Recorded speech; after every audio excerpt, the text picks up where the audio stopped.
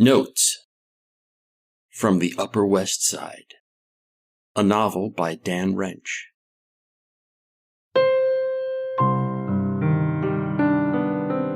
Chapter 110, Sweat and Chickfunk.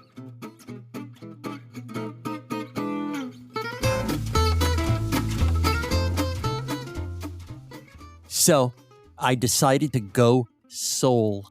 I'm a highly intelligent man of moderate appetites. When I'm into a babe's soul, I can live with jamming her only a couple times a week, or a month if I have another babe's soul on the side.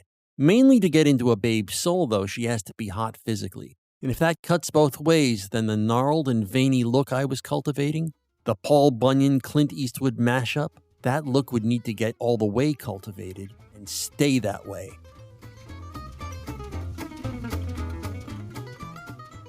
So I went to the gym and broke my bones and grunted. I did my Kegels with nobody around I could brag about it to. Except Parp. Maybe that seems miserable to you. If I were reading this book, I'd think this guy is miserable. But the truth, back then I had a lot of optimism for some damn reason. I could smell opportunity in the air. What did Big Butt Belinda call it? Oh yeah, fecundity. I had no idea what that meant. I still don't. I'll look it up someday after they make a dictionary I can trust. All I knew was I could smell something loamy in the air, something fertile, and I wanted to be ready for it when it called my name. The wife and I even recommenced the touching and rubbing and popping juice activities. She would stroke my veins and my muscles. "I can feel your body getting hard," she said. But still, wife sex. The kind of sex you get from someone who's pretending she's doing you a service and now you owe her one, you know?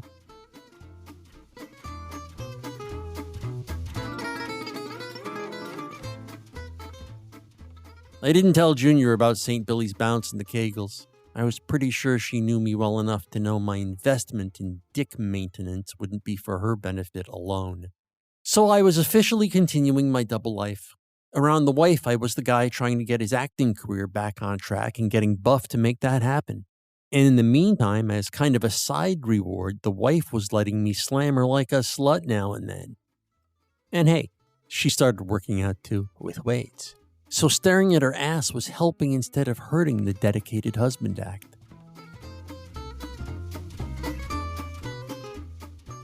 But in the real world, I was getting buff so I could maybe ball Nipsey and Cynthia.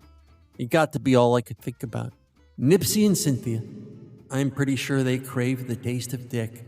Every now and then I relived my encounter with Cammie at the Film Center Cafe. I really blew that up. My only regret was that she didn't lose an arm in the explosion. Or half a face. That's right, soy sucker. Have a nice glass eye.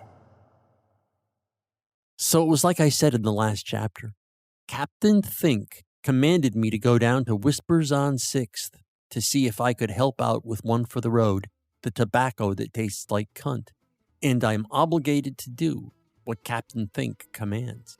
The whole situation with the video and this tobacco was very peculiar. Yet another thing Mulder and Scully could have shown flashlights on.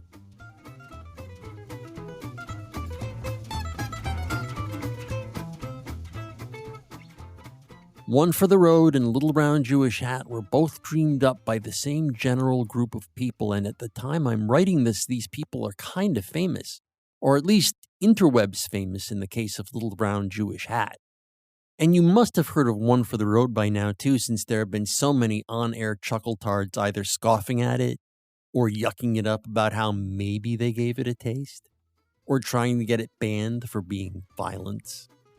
I'm not sure how that last part works. That violence thing.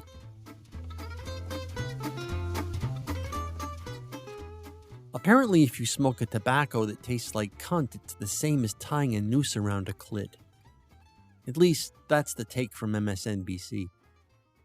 It's kind of funny now when I'm writing it down because back at the time I'm talking about, right when I first went to Whispers on 6th to see if I could maybe hang with the gang from the video or maybe bump into Cynthia and get a shot at balling her, almost nobody in the world had heard of One for the Road.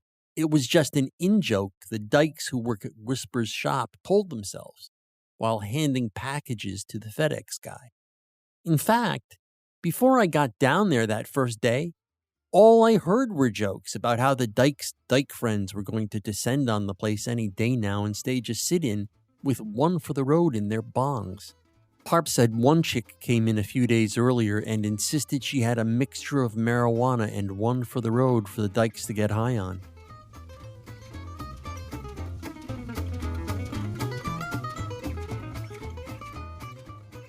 I know there are a lot of guys who turned out to be into the tobacco too, and if what my gut tells me is right, the demand for it among men, even in those days, way outnumbered the demand from chicks.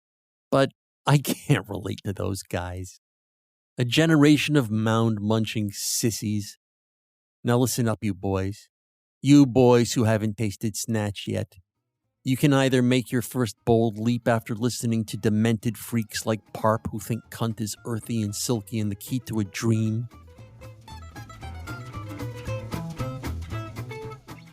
Or you can wise up young and take it from your Uncle Paulie.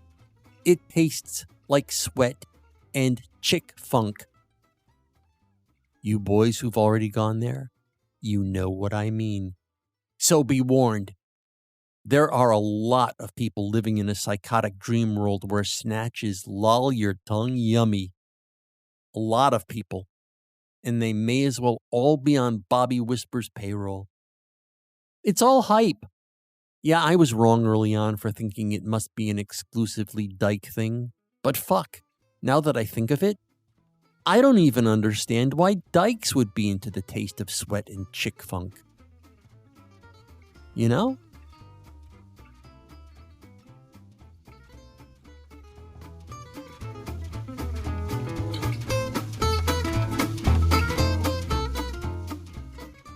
Notes from the Upper West Side is a work of fiction. The people depicted in this work do not exist. Notes from the Upper West Side, copyright 2023, by Dan Wrench.